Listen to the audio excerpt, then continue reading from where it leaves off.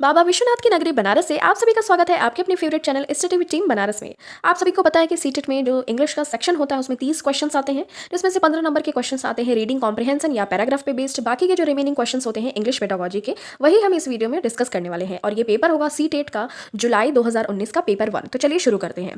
First question है, a Hindi speaking teacher gets posted in a primary school which is in a area of Punjab since he does not know the local language of that area he should. एक teacher हैं जो कि हिंदी भाषा बोलते हैं और उनकी जो पोस्टिंग हो गई एक प्राइमरी स्कूल में हुई है और कहाँ पे, पंजाबी एरिया में हो गई है। वहाँ पे जो बच्चे वगैरह हैं, जो कम्युनिटी है वो पंजाबी लैंग्वेज बोलती है, तो वो टीचर वहाँ पे कैसे सर्वाइव कर पाएंगे, उन्हें ऐसा क्या करना चाहिए। ठीक है, तो चारों ऑप्शंस देख लेते हैं। फर्स्ट कह रहा है apply for the transfer to a Hindi speaking area. क्या उस टीचर को अप्लाई कर देना चाहिए एक ट्रांसफर लेटर कि देखिए मैं यहाँ पे हिंदी बोलने वाला हूँ, मैं पंजाबी नहीं पढ़ा सकता, नहीं बोल सकता, तो क्या उनको अप्लाई कर देना चाहिए। तो ये बिल्कुल गलत है। एज अ टीचर होने के नाते आपको ज़रूरी नहीं कि आप हर भाषा में प्रोफिशिएंट हो जाए या आपको हर भाषा आती रहे, लेकिन आपको वहाँ पे एडजस्ट करना पड़ेगा। आपको जो बच्चे हैं वहाँ पे जिस भाषा में वो बात कर रहे हैं, आपको उनकी लैंग्वेज को एज अ रिसोर्स लेना पड़ेगा कि संसाधन के रूप में आप उन बच्चों की लैंग्वेज को लें, आप खुद भी सीखें और बच्चों को भी जो उनकी टीचिंग प्रोसेस है वो अच्छे से चलती रहे। ठीक है, और बच्चों की लर्निंग प्रोसेस अच्छे से चले और आपकी टीचिंग प्रोसेस अच्छे से चलनी चाहिए। तो फर्स्ट ऑप्शन देखिए बिल्कुल गलत हो जाएगा, आपको ट्रांसफर के लिए अप्लाई नहीं करना है। सेकंड कह रहा है कि motivate the community to learn Hindi. आपको वहाँ की जो कम्युनिटी या समुदाय है उसको हिंदी बोलने के लिए प्रोत्साहित करना चाहिए, मोटिवेशन देना चाहिए कि नहीं भाई आप हिंदी बोलिए, क्योंकि जो हमारे देश की जो नेशनल लैंग्वेज है वो भी हिंदी है। तो ऐसा तो बिल्कुल भी नहीं करना है, क्योंकि हमारा जो भारत देश है वो इसीलिए जाना जाता है कि हमारे देश में 28 स्टेट्स हैं और बहुत तरीके की, आप अगर किसी भी स्टेट में चले जाएं तो आपको डिफरेंट तरीके की आपको भाषा सुनने को ज़रूर मिल जाएगी। तो विविधता में एकता, हमारे देश की तो यही पहचान है, बहुभाषी लोग रहते हैं यहाँ पे। ठीक है, तो ये भी बिल्कुल गलत हो गया कि आप उनको मोटिवेट नहीं कर सकते कि आप पंजाबी कम्युनिटी के हैं लेकिन फिर भी आप हिंदी बोलिए क्योंकि मैं हिंदी भाषी हूँ। ठीक है, तो ये भी गलत हो गई। थर्ड कह रहा है कि communicate in English as it is difficult for him. ठीक है, तो आप क्या करिए कि इंग्लिश में बात करिए। उस टीचर को क्या इंग्लिश में बात करनी चाहिए? नहीं, ऐसा भी नहीं करना है, क्योंकि जो उनकी लोकल डायलेक्ट है, मतलब कि जो पंजाबी उनकी लोकल भाषा है बच्चों की, उनको ताकि जो समझने में कठिनाई का अनुभव करे। तो ऐसा तो बिल्कुल भी नहीं करना है कि एक टीचर होने के नाते आपका कर्तव्य बनता है कि आप ऐसी टीचिंग प्रोसेस अपनी रखें ताकि बच्चों को आसानी से समझ में आए, उनको किसी भी तरीके की जो कठिनाई डिफिकल्टीज़ है वो फेस ना करनी पड़े। तो ये भी बिल्कुल गलत हो गया। अब बचा हमारा ऑप्शन नंबर 4, तो यही सही होगा। क्या कह रहा है, use a child's language as a resource and start teaching. देखिए ये ऑप्शन किस लिए सही है, क्योंकि देखिए यहाँ पे एक पॉजिटिव वर्ड आया है रिसोर्स, रिसोर्स माने कि संसाधन। ठीक है, आपको क्या करना है कि जो वो बच्चा है पंजाबी कम्युनिटी का, आपको क्या करना है कि उस बच्चे की लैंग्वेज को as a resource, as a संसाधन यूज़ करना है ताकि सभी बच्चे भी सीखें और आपकी जो टीचिंग प्रोसेस है वो अनवरत चलती रहे। ठीक है, तो ये देखिए एक पॉजिटिव टैग वर्ड है। सीटेट ऐसे क्वेश्चन बहुत पूछता है, आपको 90% आंख बंद करके लगा देना चाहिए ऑप्शन अगर आपको कहीं रिसोर्स लगे। ठीक है, रिसोर्स अगर दिखे कहीं ऑप्शन में। नेक्स्ट क्वेश्चन कह रहा है कि while designing a working activity for a language class a teacher should most importantly focus on. देखिए एक टीचर है, अगर उनको किसी भी बच्चे के लिए, मतलब अपनी क्लास के लिए वर्किंग एक्टिविटी डिज़ाइन कर रही है वो, ठीक है, और जैसे टीचर लोग होते हैं ना कि कल हमें अपने बच्चों को क्या पढ़ाना है या कुछ भी करवाना है, तो उसके लिए पहले से वो ड्राफ्ट या ब्लूप्रिंट बना लेते हैं। तो उसी टाइप का ये क्वेश्चन कह रहा है कि तो उस टीचर को मुख्यतः किस बिंदु पर फोकस करके वो वर्किंग एक्टिविटी को डिज़ाइन करना चाहिए। ठीक, तो पहला कह रहा है choosing a topic from there surroundings. देखिए यही बिल्कुल ऑप्शन सही हो जाएगा, option number 1 will be your correct answer. देखिए क्यों सही हो जाएगा, क्योंकि आपको अगर किसी बच्चे के लिए वर्किंग एक्टिविटी डिज़ाइन करवानी है तो आप ज़रूर उस ऐसा टॉपिक को चूज़ करिए जो उस बच्चे के आसपास के सराउंडिंग्स या इन्वायरमेंट या वातावरण से रिलेटेड हो, मतलब उसको रियल चीज़ का फील आए, वो अनुभव कर सके, एक्सपीरियंस कर सके, क्योंकि बच्चे का अभी बेस बन रहा होता है। तो आप उसको बड़ी चीज़ें बताएंगे तो वो नहीं समझ पाएगा। आप उसको उसके सराउंडिंग्स जो भी आसपास चीज़ें चल रही हैं उससे रिलेट करके कोई भी वर्किंग एक्टिविटी डिज़ाइन करके देंगे तो वो बच्चा आसानी से सीख पाएगा और उसकी लर्निंग प्रोसेस भी कंटिन्यूसली चलती रहेगी। ठीक है, तो ऑप्शन नंबर ए आपका सही हो जाएगा, रियल लाइफ से वो कनेक्टेड फील करेगा। ठीक है, नेक्स्ट कह रहा है some children do not have exposure to English outside the classroom so the teacher's proficiency in spoken English is essential because. देखिए कुछ बच्चे ऐसे होते हैं कि जो क्लासरूम में इंग्लिश बोल लेते हैं लेकिन बाहर अगर उनको एक्सपोज करना हो, एक्सपोजर दिखाना हो इंग्लिश का अपने, तो वो नहीं कर पाते हैं। ठीक है, तो ऐसा क्यों होता है। और दूसरी बात कही जा रही है कि क्या टीचर की प्रोफिशिएंसी किसी भी लैंग्वेज में या इंग्लिश में मायने रखती है, और अगर रखती है तो ऐसा क्यों होता है। ठीक है, ऐसा क्यों होना चाहिए। तो फर्स्ट ऑप्शन कह रहा है the teacher can give more time to grammar drills. तो देखिए पहला ऑप्शन ये कह रहा है कि अगर कोई बच्चा सिर्फ क्लासरूम में एक्सपोज कर पा रहा है अपनी इंग्लिश को, तो टीचर को क्या कहना चाहिए कि बच्चे तुम बहुत ज़्यादा ग्रामर का जो क्वेश्चन है इंग्लिश ग्रामर का उस पर अभ्यास करते रहो। तो देखिए ये बिल्कुल गलत है। ठीक है, ये बिल्कुल गलत है, क्योंकि बच्चों को बहुत ज़्यादा अभ्यास नहीं करवाना चाहिए। उनके जो कॉन्सेप्ट्स होते हैं उनको पहले रियल लाइफ ऑब्जेक्ट या रियल लाइफ सिचुएशंस देकर उनको जोड़कर सिखाना चाहिए। ठीक है, नेक्स्ट कह रहा है देखिए ये कोई मैथ का सब्जेक्ट नहीं है कि जिसको आपको बोलना चाहिए कि आप ड्रिल्स करते रहो ना, तो इसलिए ये गलत है ऑप्शन नंबर 1। सेकंड कह रहा है कि the teacher can edit the errors in students learning process. देखिए ये ऑप्शन तो बिल्कुल गलत हो गया, क्योंकि आपको बच्चों में कभी कभी भी कमियां नहीं निकालनी है। सीटेट ऐसे क्वेश्चन जानबूझ के पूछता है क्योंकि वो टेस्ट लेना चाहता है कि एज अ टीचर आपके में कितनी समझ है, कितनी अंडरस्टैंडिंग है कि क्या आप बच्चों को मारपीट करेंगे या बच्चों की कमियां निकालेंगे, गलतियां करेंगे बच्चे तो उनको आप क्या पनिशमेंट देंगे। तो ऐसा कुछ बिल्कुल नहीं करना है, तो ये भी ऑप्शन गलत हो गया। ठीक है, थर्ड कह रहा है the students may listen to and process the new language before they actually communicate in it. तो यही देखिए आपका ऑप्शन नंबर जो 3 है ना, ये बिल्कुल सही हो जाएगा क्योंकि जो बच्चे होते हैं सबसे पहले वो अगर कोई भी टीचर अगर कुछ बोल रहा है तो पहले उनके माइंड में प्रोसेसिंग होती है कि हाँ ठीक है, हमारी मदर टंग से डिफरेंट हमें एक लैंग्वेज मिल रही है जो कि है मान लीजिए इंग्लिश। ठीक है, क्योंकि यहाँ पे क्वेश्चन में इंग्लिश की बात की गई तो इंग्लिश ले रही हूँ मैं। तो इंग्लिश अगर वो सीखने की कोशिश कर रहे हैं तो सबसे पहले उनके माइंड में थोड़ी सी प्रोसेसिंग चलती है कि अच्छा ठीक है, ये लैंग्वेज ऐसे बोली जाती है और मेरी मैम या टीचर सर जो भी हैं वो ऐसे बोल रहे हैं, क्योंकि बच्चे आइडियल मानते हैं ना अपने टीचर को, तो उसी तरीके से वो थोड़ी सी प्रैक्टिस करने की कोशिश करते हैं। ठीक है, और उसके बाद जब उनके वो चीज़ हैबिट में आ जाता है, वो जब सीख जाते हैं अपने टीचर को देखते देखते, तो वो फिर उसी भाषा में कम्युनिकेट भी करने लगते हैं। ठीक है, तो यही आपका ऑप्शन नंबर सी सही हो जाएगा कि वो कुछ टाइम पे मतलब क्लासरूम में वो एक्सपोजर करते हैं और बाहर क्लासरूम के एक्सपोजर नहीं कर पाते हैं अपनी इंग्लिश का, क्योंकि वो अभी थोड़ा सा सीख रहे होते हैं। जब वो चीज़ उनके हैबिट में आ जाती है तब वो एक्सपोजर भी बाहर करने लगेंगे। ठीक है, अब चलिए हम नेक्स्ट क्वेश्चन देख लेते हैं। कह रहा है कि which of the following classroom practices helps a teacher to develop oral language among the students. ठीक है, इसमें से बताना है कि कौन से क्लासरूम की प्रैक्टिस है जो एक टीचर की हेल्प करती है ताकि बच्चे क्या सीख सके, ओरल लैंग्वेज की प्रैक्टिस सीख सके। ठीक है, या बच्चों में ओरल लैंग्वेज का विकास हो सके। तो फर्स्ट कह रहा है कि chorus reading of the text with the teacher, बच्चों के साथ मतलब टीचर के साथ बच्चों को जो टेक्स्ट लिखा हुआ या पैराग्राफ लिखा है उसकी कोरस रीडिंग करनी चाहिए, मतलब लगातार सस्वर बोलना चाहिए। सेकंड कह रहा है कि कोरस रिसाइटेशन और individual recitation of the poem after memorising it. देखिए यहाँ पे सबसे पहले तो मेमोराइजिंग इट यही एकदम नेगेटिव टैग वर्ड या कीवर्ड है सीटेट का, तो ये ऑप्शन बिल्कुल गलत हो गया। ठीक है, ये भी गलत हो गया है। थर्ड कह रहा है कि participating in role plays on any one of their favourite scenes. देखिए ये ऑप्शन बिल्कुल सही है। कैसे सही है ये भी आपको पता होना चाहिए। देखिए अगर मैडम कोई क्लासरूम में प्रैक्टिस करवा रही हैं जो कि रिलेटेड है बच्चों की ओरल लैंग्वेज से, मतलब कि कोई बच्चा मौखिक भाषा अच्छी तरीके से मतलब उच्चारण करना सीख जाए या उसकी जो मौखिक भाषा बोलने की जो क्षमता है वो इंप्रूव हो, तो मैम को क्या करवाना चाहिए, रोल प्ले करवाना चाहिए। देखिए ये एक पॉजिटिव वर्ड है, रोल प्ले अगर कहीं दिखे सीटेट में तो वो ऑप्शन बहुत ज़्यादा सही होने के चांसेस होते हैं। ठीक है, तो बच्चों को रोल प्ले में पार्टिसिपेट करवाना चाहिए और on any one of their favourite scenes, उनका कोई बच्चों का फेवरेट सीन हो उसी पे उनको रोल प्ले वाली एक्टिविटी करवानी चाहिए, जिससे कि जो उनका ओरल लैंग्वेज वाला फॉर्मूला है ना, मौखिक भाषा, वो अच्छे तरीके से बोल सके। ठीक है, तो ये आपका option number C will be your correct answer. Next देख लेते हैं।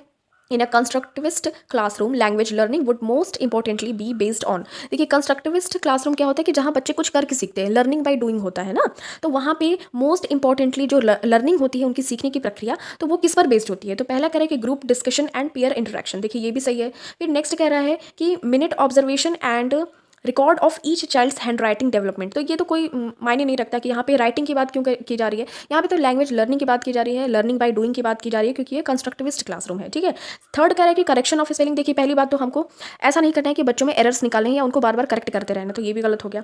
Carefully completing the language syllabus, तो बस मतलब कि जो लैंग्वेज का आपका सिलेबस है, जो मतलब कि टेक्स्ट बुक आपको मिले हुए हैं, बस उसको कंप्लीट करना है सिलेबस को, तो ये भी गलत है। तो फर्स्ट ऑप्शन आपका सही हो जाएगा, group discussion and peer interaction. ठीक है, option number A will be your correct answer. Peer interaction क्या होता है कि अपने जो आसपास के जो बच्चे के फ्रेंड्स होते हैं स्टूडेंट के, तो आपस में जब इंटरेक्ट करते हैं, बातचीत करते हैं, ग्रुप डिस्कशन होता है, तो उससे जो बच्चे होते हैं ना उनकी लर्निंग बाय डूइंग करते हैं और जो लैंग्वेज होता है उस पर बेस्ड कुछ बहुत ही इंपॉर्टेंट फोकस आता है। ठीक है, तो ये लर्निंग बेस्ड उनकी एक्टिविटी भी हो जाती है और प्लस वो सीख भी जाते हैं। नेक्स्ट कह रहा है कि as a language teacher which one of the following is most important for you regarding teaching of grammar. तो देखिए इसका करेक्ट आंसर हो जाएगा, देखिए मेमोराइजिंग वाला तो बिल्कुल गलत करना है क्योंकि मेमोराइजिंग ग्रामर रूल्स ये नेगेटिव टैग वर्ड है। सेकंड कह रहा है कि अवॉइडिंग ग्रामर रूल्स, तो ये भी गलत है, ग्रामर रूल्स को अवॉइड भी नहीं कर सकते। थर्ड कह रहा है यूजिंग फंक्शनल अप्रोच, देखिए यही सही है, वही जो आपको कंस्ट्रक्टिविस्ट बताया ना मैंने, तो उसी तरीके से लर्निंग बाय डूइंग होता है, मतलब कुछ करके सीखना। तो as a language teacher which one of the following is most important, जैसा कि हमने जो प्रीवियस क्वेश्चन था उसमें डिस्कस किया था कि लैंग्वेज का क्लासरूम है और कंस्ट्रक्टिविस्ट है, तो वहाँ पे क्या कर सकते हैं, तो बच्चे आपस में बातचीत करके ग्रुप में डिस्कशन करके अपने फ्रेंड से पीयर ग्रुप से बात करके सीखते हैं, तो ठीक उसी तरीके से उस अप्रोच को कहते हैं फंक्शनल अप्रोच। ठीक है, और अगर मैम को ग्रामर सिखानी है और इस तरीके से वो फंक्शनल अप्रोच का यूज़ करके टीचिंग ऑफ ग्रामर कर सकती हैं। ठीक है, नेक्स्ट है विच one of the following is a correct statement about a text book. ठीक है, इन चारों में से ऐसा कौन सा ऑप्शन है जो टेक्स्ट बुक मतलब कि जो पुस्तक वगैरह मिलती है ना बच्चों को, उसके बारे में सही कह रहा है। तो पहला कह रहा है कि it is a planning of educational activities for the session. क्या ये एक प्लानिंग होती है, क्या एक तरीके की कोई प्लानिंग होती है जो एजुकेशनल एक्टिविटीज़ होती हैं स्कूल में जो शैक्षणिक क्रियाएं होती हैं किसी भी सेशन या सत्र की, तो ये गलत बात है। टेक्स्ट बुक का ये रूल नहीं होता है टेक्स्ट बुक का। तो सेकंड कह रहा है कि ए text book is the final thing for the teacher, मतलब कि किसी भी टीचर के लिए बस वो जो पुस्तक मिली है क्या वही एक फाइनल चीज़ हो जाती है कि मतलब इसके अलावा और बच्चों को कुछ भी नहीं सिखाना पढ़ाना है, बस जो हो गया किताब में जो चीज़ लिखी हुई है वही पढ़ा के सिलेबस कंप्लीट कर दे, तो ये भी देखिए गलत है। थर्ड कह रहा है कि it helps to achieve the objectives laid down in the curriculum. देखिए ये आपका ऑप्शन नंबर सही है 3। क्यों सही है कि जो आपका करिकुलम मतलब कि जो पाठ्यक्रम है उसमें जो जितनी भी चीज़ें निर्धारित की गई हैं उनको अचीव करने में हेल्प करता है। जैसे कोई भी पाठ है या कोई भी चीज़ है, जैसे मैथ का कोई भी टॉपिक है, ठीक है, 1 से लेकर 10 तक कोई भी चैप्टर है, तो उसमें जितनी भी चीज़ें निर्धारित की गई हैं, लेट डाउन की गई हैं, तो वो चीज़ करिकुलम में आप बच्चों को सिखाते हैं, तो बच्चे क्या चीज़ करते हैं, उन चीज़ों को अचीव करते हैं, मतलब कि अपने अंदर सीखने का गुण पैदा करते हैं और वो बच्चे उस चीज़ को सीख भी लेते हैं। ठीक है, तो ये एक जरिया होता है, जो टेक्स्ट बुक होते हैं ये जरिया होता है कि जितनी भी पाठ्यक्रम में निर्धारित चीज़ें हैं वो बच्चे उस क्लास के उसको सीख जाए। ठीक है, तो ऑप्शन नंबर 3 आपका सही हो जाएगा। नेक्स्ट कह रहा है the purpose of diagnostic test in language learning is to. देखिए डायग्नोस्टिक टेस्ट क्या होता है कि अगर किसी भी बच्चे में कोई गैप है, मतलब कि लर्निंग गैप, मतलब कि अगर कोई बच्चा कुछ सीख रहा है लेकिन बीच बीच में उसको कुछ चीज़ नहीं समझ में आ रही है, तो आप उसको रेमेडी देते हैं, मतलब उस बच्चे का उपचार करते हैं। किस चीज़ से? आपकी टीचिंग से। ठीक है, जैसे कोई डॉक्टर है तो डॉक्टर पहले आपको डायग्नोस करता है, आपका मतलब कि उसको रिपोर्ट तैयार करता है आपकी चेकिंग करके, फिर रिपोर्ट तैयार करने के बाद आपको दवाई देता है ना एज अ रेमेडी। तो उसी तरीके से लर्निंग प्रोसेस में भी होता है, टीचिंग प्रोसेस में भी, कि कोई भी टीचर को अगर दिखता है कि कोई बच्चा इसके अंदर कोई कमी दिख रही है, कमी ऐसी वाली कमी नहीं कि मतलब हाँ ये कुछ गलती कर रहा है, पढ़ाई नहीं कर, मतलब कि पढ़ाई में उसको स्पेलिंग गलत कर रहा है, तो वो वाली कमी नहीं। अगर वैसी कमी दिख रही है कि उस बच्चे का पढ़ाई में मन नहीं लग रहा है या कुछ उसका परफॉर्मेंस डाउन हो रहा है, तो इस तरीके की कमी वो डायग्नोज करती है, मतलब कि गैप फिलिंग करती है वो, और उसके बाद उसको जो रेमेडी देती है, मतलब रेमेडियल टीचिंग एक तरीके की होती है, तो उस तरीके से वो उस बच्चे का उपचार करती है बाय हर टीचिंग, मतलब अपनी पढ़ाई के तरीके से। ठीक है, तो फर्स्ट ऑप्शन कह रहा है कि give feedback to the parents in the PTMs. तो इसका मतलब होता है क्या? डायग्नोस्टिक टेस्ट का मतलब होता है कि जो पीटीएम होते हैं, पेरेंट्स टीचर मीटिंग होते हैं, उसमें बच्चों के माता पिता को फीडबैक देना होता है, तो ये गलत बात है। सेकंड कह रहा है कि fill the progress report of students. जो स्टूडेंट्स होते हैं उनकी प्रोग्रेस रिपोर्ट को फिल करना है कि वो कैसा परफॉर्मेंस कर रहे हैं, तो ये भी गलत बात है, क्योंकि इसका मतलब होता है जो गैप फिल करना, लेकिन जो उनकी प्रोग्रेस रिपोर्ट है उस पे नहीं, जो उनकी कमियां हैं, जो उन बच्चों में वो अच्छा परफॉर्मेंस क्यों नहीं कर पा रहे हैं, वो चीज़ का पता लगाना ही होता है डायग्नोस्टिक टेस्ट। तो थर्ड कह रहा है कि plan and prepare question paper for summative assessment. देखिए तो ये भी गलत हो गया, क्योंकि ऐसा कुछ क्वेश्चन पेपर नहीं मतलब कि नहीं प्रिपेयर करना है समेटिव असेसमेंट के लिए। तो फोर्थ ऑप्शन आपका सही हो जाएगा, know the gaps in learners understanding. तो वही चीज़ मैंने आपको एक्सप्लेन किया कि जैसे डॉक्टर पहले चेक करता है कि आपके अंदर क्या कमी है, तो उसी तरीके से टीचिंग प्रोसेस में जो डायग्नोस्टिक टेस्ट होता है उसका मतलब होता है कि आपके जो लर्नर्स हैं, स्टूडेंट्स हैं, उनमें आप गैप्स क्या क्या है, मतलब किस वजह से उनका परफॉर्मेंस डाउन हो रहा है, उस चीज़ को अंडरस्टैंड करते हैं। ठीक है, तो ये आपका फोर्थ ऑप्शन सही हो जाएगा। नेक्स्ट कह रहा है the purpose of continuous comprehensive evaluation CCE in language is. ठीक है, देखिए जो ये CCE है इसका फुल फॉर्म होता है कॉन्टिन्यूस कॉम्प्रिहेंसिव इवैल्यूएशन। ये आपको ध्यान में रखना है, कभी कभी ये इसके जो फुल फॉर्म्स वगैरह हैं वो भी पूछ लिए जाते हैं। तो ये जो CCE है इसका पर्पस मेन क्या है एक भाषा में? तो पहला कह रहा है to assess the students understanding of the textbook, कि किसी भी बच्चे की समझ को जांचना कि वो टेक्स्ट बुक मतलब कि जो उसको बुक्स वगैरह मिली है वो उसकी उस पर अंडरस्टैंडिंग या समझने की शक्ति कैसी है। तो सेकंड देख लेते हैं, to assess their learning gaps. तो ये लर्निंग गैप्स तो नहीं हो सकते, क्योंकि लर्निंग गैप्स तो हमने ऑलरेडी देखा कि डायग्नोस्टिक टेस्ट में हमने देखा था लर्निंग गैप्स के बारे में, तो ये भी नहीं हो सकता। और थर्ड कह रहा है कि to give regular tests that is weekly tests, मतलब कि बच्चों को रेगुलर टेस्ट देना, मतलब कि जो वीकली साप्ताहिक टेस्ट होते हैं वो प्रोवाइड करना, तो ये भी नहीं होगा।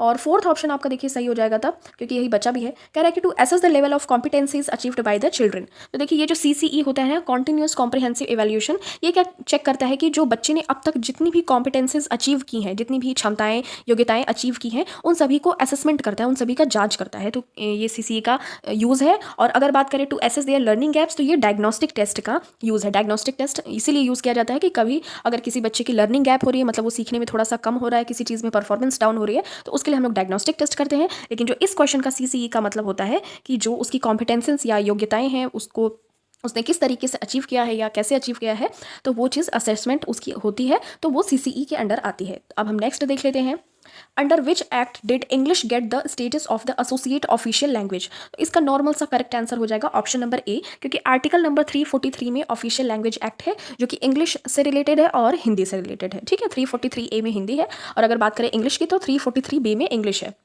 ठीक है, तो अगर बात की जाए कि English get the status of the associate official language, तो ऑप्शन नंबर ए आपका सही हो जाएगा। ठीक है, और अगर आपसे पूछा जाए कि NCF के अकॉर्डिंग इंग्लिश क्या है, तो ये ग्लोबल लैंग्वेज है। ठीक है, ये भी आपको इन्फॉर्मेशन है, ध्यान में रखनी है। NCF मतलब कि नेशनल करिकुलम फ्रेमवर्क, ये भी उसकी उसका जो फुल फॉर्म होता है यही होता है, ठीक है। नेक्स्ट देख लेते हैं, a teacher is appreciating a child for his overall language use, though some of the words were misspelled by him, the teacher is using dash approach in her class. एक टीचर है, वो एक बच्चे का appreciate कर रही है, मतलब उसकी प्रशंसा कर रही है ओवरऑल लैंग्वेज यूज़, जो उसने लैंग्वेज यूज़ की है उस बच्चे ने, इवन दो कि मतलब यहाँ तक कि उसने कुछ वर्ड मिसपेल्ड भी किए हैं, मतलब गलत उच्चारण भी किया है, फिर भी वो बच्चे की अप्रिशिएशन कर रही है, मतलब प्रशंसा कर रही है ना। तो वो कौन सा अप्रोच यूज़ कर रही है, तो वो यूज़ कर रही है आपका ऑप्शन नंबर जो बी है वो सही, जो ऑप्शन नंबर बी हो जाएगा वही करेक्ट हो जाएगा, कम्युनिकेटिव अप्रोच, ठीक है। Option number B will be your correct answer. तो चलिए हम नेक्स्ट क्वेश्चन देख लेते हैं, which approach lays a lot of emphasise on habit formation. देखिए, तो इन चारों ऑप्शन में से ऐसा कौन सा अप्रोच है जो बहुत ज़्यादा एम्फेसाइज करता है, मतलब कि बहुत ज़्यादा बल देता है ऑन हैबिट फॉर्मेशन की, आपकी कोई आदत डेवलप हो जाए, आपकी कोई आदत बन जाए, ठीक है। तो ऑप्शन नंबर सी आपका सही हो जाएगा, बिहेवियरिस्टिक अप्रोच, जिसके कि प्रतिपादक कौन माने जाते हैं, वो फाउंडर टाइप में कह सकते हैं, तो इसको कहते हैं वॉटसन नाम के जो मनोवैज्ञानिक हैं, उनका नाम आपने सुना होगा। और अगर बात करें पावलोव की, आईपी पावलोव, जिन्होंने डॉग पर एक एक्सपेरिमेंट किया था अपना क्लासिकल कंडीशनिंग का, तो इस तरीके से ये लोग जाने जाते हैं बिहेवियरिस्टिक अप्रोच के लिए। ये लोग बेसिकली इस वजह से ये अप्रोचेज यूज़ करते हैं ताकि किसी भी स्टूडेंट या किसी भी पर्सन में वो चीज़ की हैबिट हो जाए। जैसे कुत्ते पर प्रयोग किया था पावलोव ने, तो उसको भी ऐसी ही हैबिट फॉर्मेशन की उसको आदत डलवाई थी, दैट्स वाई इसको कहते हैं बिहेवियरिस्टिक अप्रोच, ओके। तो यहाँ पे आपका ऑप्शन नंबर सी सही हो जाएगा। और एक्लेक्टिक अप्रोच में क्या होता है ना कि इसमें सारे अप्रोचेज का मिला जुला फॉर्मेशन हो जाता है, तो उसको कहते हैं एक्लेक्टिक अप्रोच, ठीक है। और कॉग्निटिव मतलब दिमाग से होता है, और कम्युनिटी में वही बात है कि लोगों से जो इंटरेक्शन होता है, बातचीत वगैरह, वैसा अप्रोच क्या होता है, कम्युनिकेटिव अप्रोच, ठीक है। नेक्स्ट देख लेते हैं, in the context of theory of multiple intelligence which one of the following intelligences is related to language. तो देखिए, गार्डनर की आपने मल्टीपल थ्योरी सुनी होगी ना, मल्टीपल इंटेलिजेंस थ्योरी, तो बहुबुद्धि का सिद्धांत, जिसमें कि उन्होंने अगर बात की है लैंग्वेज से रिलेटेड अगर जो इंटेलिजेंस की, तो वो है लिंग्विस्टिक वर्बल इंटेलिजेंस, ठीक है। लिंग्विस्टिक वर्बल इंटेलिजेंस जो कि थ्योरी ऑफ मल्टीपल इंटेलिजेंस में आती है, जो कि गार्डनर के द्वारा दी गई है और रिलेटेड टू किससे है, लैंग्वेज से है, ठीक है। तो ऑप्शन नंबर सी आपका सही आंसर हो जाएगा। अब चलिए हम नेक्स्ट देख लेते हैं क्वेश्चन नंबर, ये सेकंड लास्ट क्वेश्चन होगा। क्या कह रहा है कि banishing mother tongue in the classroom is the characteristic feature of dash method, ठीक है। अगर आप किसी भी लैंग्वेज का क्लासरूम हो रहा है, मतलब कोई भाषा की कक्षा चल रही है, और उसमें आप जो बच्चे की मदर टंग है, मतलब जो मातृभाषा है, उसको बैनिश कर रहे हैं, ठीक है। मतलब कि आप उसको बोल रहे हैं कि आपको अपनी मदर टंग का यूज़ नहीं करना है, जो भी काम करना है। सपोज अगर आप हिंदी भाषा वाले बच्चे को पढ़ा रहे हैं, तो आप उसे ऐसा बोल रहे हैं कि आपको अब इस क्लास में हिंदी लैंग्वेज बिल्कुल भी यूज़ नहीं करना है, सिर्फ और सिर्फ आपको इंग्लिश लैंग्वेज यूज़ करना है, ठीक है। तो अगर ये आप मेथड यूज़ करवा रहे हैं बच्चे से, तो आप खुद कौन सा मेथड यूज़ कर रहे हैं, तो यही आपको इस क्वेश्चन में बताना है। तो करेक्ट आंसर हो जाएगा option number A, direct method. देखिए, डायरेक्ट मेथड या प्रत्यक्ष विधि में ये होता है कि आप अगर कोई भी भाषा है, सिर्फ एक भाषा को चूज़ करते हैं जिस भाषा को आपको सीखना है। सपोज आप हिंदी भाषा के हैं, आपको इंग्लिश चूज़ किया है आपने सीखने के लिए, तो आप सारी चीज़ें, मतलब उस क्लास में जितनी भी चीज़ें होंगी, बोलना है या फिर कुछ भी कहीं पे भी जाना या कुछ भी, सबको मतलब खाना पीना पहनना ओढ़ना सब कुछ मान लीजिए, तो वो सिर्फ इंग्लिश में होनी चाहिए, अदर कोई भी लैंग्वेज यूज़ नहीं होगी जरा सी भी, तो वो होती है डायरेक्ट मेथड, ठीक है। तो ऑप्शन नंबर ए आपका करेक्ट हो जाएगा इस क्वेश्चन का आंसर। अब लास्ट क्वेश्चन है ये, dash deals with the level of meaning in language. तो इसका करेक्ट आंसर हो जाएगा ऑप्शन नंबर बी, सिमेंटिक्स, ठीक है। सिमेंटिक्स क्या करता है कि जो किसी भी लैंग्वेज की मीनिंग होती है, मतलब कि जो उसका अर्थ होता है, उससे डील करता है, तो ये आपका सिमेंटिक्स सही हो जाएगा, ठीक है। और कोलोकेशन में क्या होता है कि जैसे आप किसी भी वर्ड को दो वर्ड होते हैं, उनको आपस में बोल के मिलाकर बोलते हैं, जैसे फियर ऑफ, ठीक है। तो ये क्या हो गया, ये दो वर्ड हैं, फियर और ऑफ, दो वर्ड हैं, इनको आपने मिला के बोला, तो ये कोलोकेशन हो गए। और सिंटेक्स क्या होता है, वाक्य विन्यास होता है, जिसमें कि फ्रेजेस भी आ जाते हैं, मतलब उपवाक्य, मिश्रित वाक्य, सरल वाक्य, मतलब सारा जो मिला के एक वाक्य पैराग्राफ होता है, वाक्य विन्यास उसको कहते हैं सिंटेक्स को। क्लॉजेज आ जाते हैं, फ्रेजेस आ जाते हैं उसमें, ठीक है। और कोलोक्वियल क्या होता है, ये थोड़ा सा सार्केस्टिक मैनर में अगर किसी को बोला जाता है कि हाँ, जैसे आपने अगर मम्मी से या पापा से कोई भी बात की, तो बोलते हैं कि हाँ हाँ तुम मुझे बड़ा सिखा रहे हो, हाँ कल ही तो हम लोग पैदा हुए थे, ऐसा कुछ सार्केस्टिक मैनर में बोलते हैं ना, जैसे थोड़ा सा टॉन्ट करने के मूड में बोलते हैं, तो वही होता है कोलोक्वियल वाला, ठीक है। तो इस तरीके से आपका जो ऑप्शन नंबर बी है वो सही हो जाएगा, semantics deals with the level of meaning in language, ठीक है। अब चलते हैं हम अपने नेक्स्ट, तो ये देखिए, थैंक यू फॉर वॉचिंग, मिलते हैं आपसे नेक्स्ट वीडियो में, क्योंकि हमने अभी तक के जितने भी क्वेश्चंस थे हमने उन सभी को डिस्कस कर लिया हुआ है। और अगर आपको कौन सी टॉपिक पे वीडियो चाहिए, तो आप उसका ज़रूर कमेंट सेक्शन में मेंशन कीजिएगा। Thank you so much.